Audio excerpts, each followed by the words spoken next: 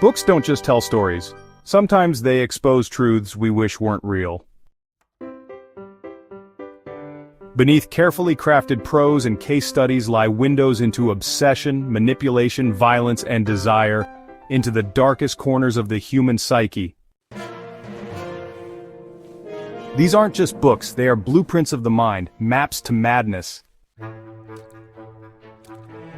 Tonight we explore 5 works that peel back the surface of civilization to reveal what we're truly capable of.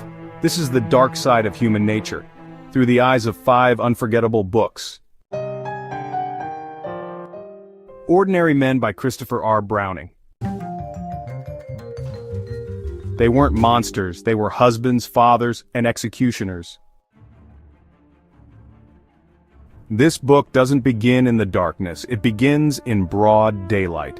In July 1942, Reserve Police Battalion 101, a unit of middle-aged German men, many of them untrained, some too old for combat, were sent into Poland. They weren't soldiers, they were butchers, bartenders, postal workers, ordinary men. Their job? To help resettle the Jewish population? But what that meant was clear from the start. They were ordered to round up Jewish families, separate the young from the old, drive people into forests, and shoot them. Point blank. By the end of their deployment, these 500 men had killed over 38,000 civilians, and deported thousands more to death camps, without coercion, without threats. Most of them volunteered. Christopher Browning, a Holocaust historian, pored over court transcripts, testimonies, and police records to reconstruct not just what happened, but why. The answer is chilling. They didn't become monsters. They became obedient. The book explores how peer pressure, authority, fear of appearing weak, and a slow erosion of empathy transformed average men into mass killers. There were no fanatics, no sadists, just men, ordinary men.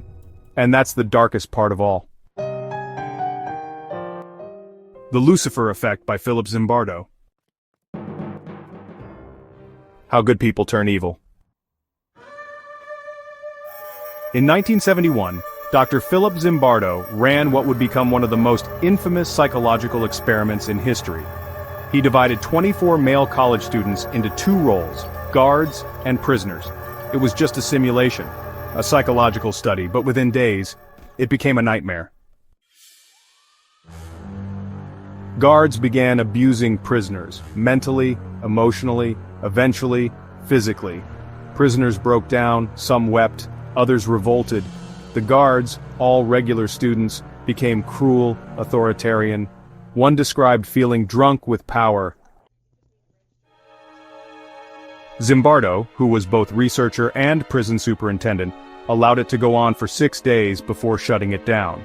The Lucifer Effect examines what he learned, and what it says about all of us. Under the right circumstances, anyone can become complicit in evil.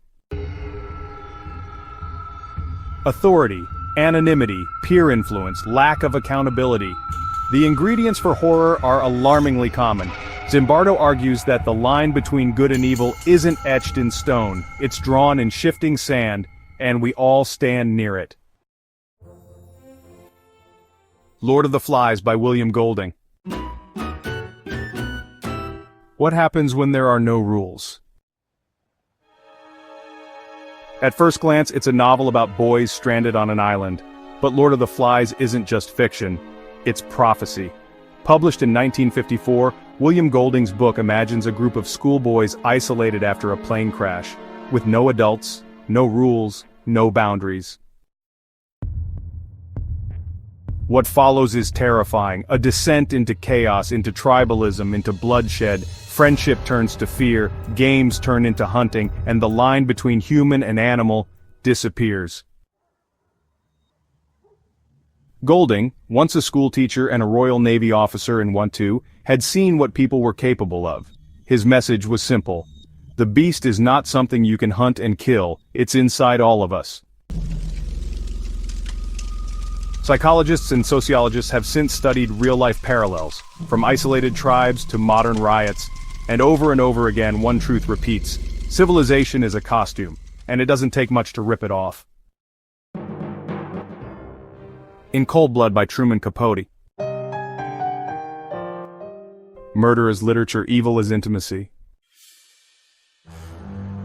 On November 15, 1959, two ex-convicts, Perry Smith and Dick Hickok, entered the Clutter family farmhouse in Holcomb, Kansas. Hours later, 4 people were dead. The killers didn't get what they came for. There was no safe, no fortune, just fear, and 4 innocent lives. Truman Capote traveled to Holcomb to write about the case. But what he created was more than journalism. In Cold Blood blurred the lines between fact and fiction, birthing the genre of the non-fiction novel. But the book's real power lies in its intimacy. Capote didn't just tell what happened. He tried to understand why. He sat with Perry Smith, listened to him, asked about his childhood, his pain, his dreams. What emerged wasn't sympathy, but complexity. Perry wasn't just a killer, he was broken, abused, misunderstood, but still, accountable. In Cold Blood forces us to confront a terrifying question: can you understand evil, and still call it evil? It's a psychological tightrope, and once you start walking it, you never forget how thin it is. The Psychopath Test by Jon Ronson. The Mind Games of the Mindless. What if you could spot a psychopath? What if there was a checklist, a test, that could identify the most dangerous people in the world? That's what journalist Jon Ronson explores in The Psychopath Test. Armed with a list of 20 diagnostic traits, Ronson dives into prisons, corporate boardrooms, psychiatric hospitals, and celebrity interviews. He finds manipulation, lack of empathy, superficial charm, narcissism, coldness. And here's the twist: he doesn't just find them behind bars. He finds them in business leaders, CEOs, politicians, people society rewards. Ronson asks a terrifying question: are psychopaths born, or does the world make them thrive? The book walks the line between investigative journalism and moral panic. Are we diagnosing too many people, or not enough? And most chilling of all, once you start seeing the signs, you see them everywhere. Each of these books holds up a mirror, not to monsters, but to us. They show how evil doesn't always wear a mask. Sometimes it wears a uniform, or a smile, or nothing at all. We like to believe we're rational, moral, safe. But as these stories prove, all it takes is pressure, chaos, fear, and the shadows come crawling in, because the dark side of human nature is human nature. If this video made you think or made you shiver, hit that subscribe button. We explore the hidden stories, the psychological truths, and the real monsters lurking behind the curtain.